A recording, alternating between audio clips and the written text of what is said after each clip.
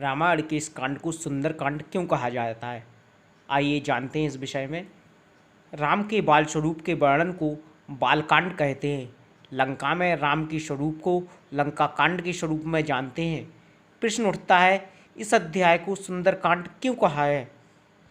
सुंदर कांड के माध्यम से जो पूरी चर्चा कही गई है उसका प्रमुख केंद्र हनुमान है, परंतु प्रत्यक्ष और परोक्ष स्वरूप में जिनका वर्णन मुख्यतः किया जा रहा है वो राम है।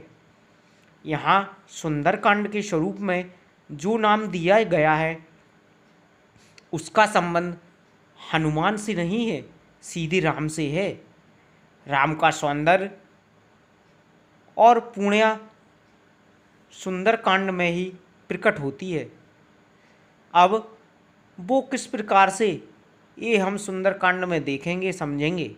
यहाँ सुंदरकांड राम पर केंद्रित होकर प्रस्तुत कर रहे हैं, जो ग्रंथ में ही राम के चरित्र का वर्णन करके निमित्त लिखा हुआ है। उसमें सुंदरकांड नामक स्थान पर राम का चरित्र किस प्रकार से उभर कर आ रहा है, ये बात जब समझ में आती है तो शब्द की सार्थकता स्वतः ही प्रकट होती है।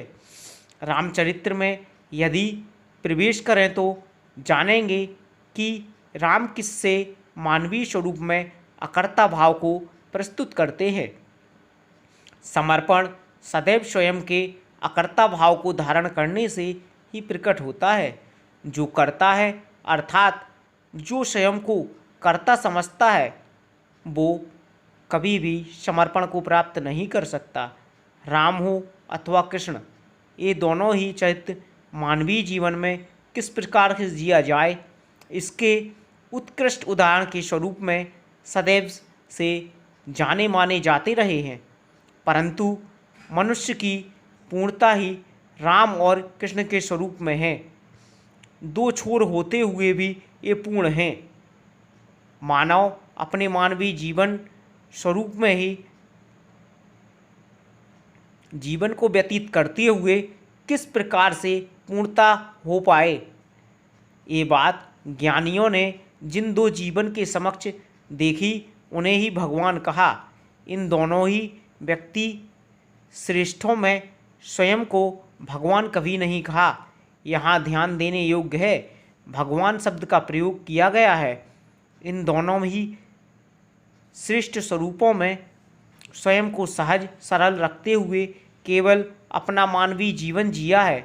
अपनी विशिष्टता को सिद्ध करने का इनमें कोई ध्येय नहीं था।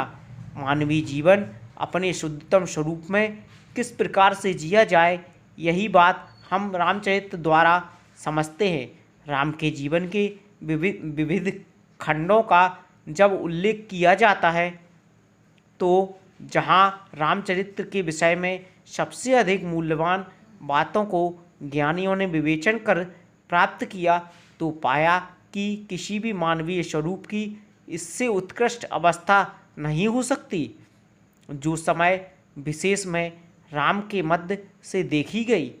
स्वयं की शक्तियों तथा अवस्था का व्यर्थ ही तथा अन्य भयभीत करने के लिए स्वयं के दंभ के कारण अथवा किसी के अन्य के अहंकार को मिटाने के लिए जानकर जो इनका प्रयोग नहीं करते हैं वो राम है।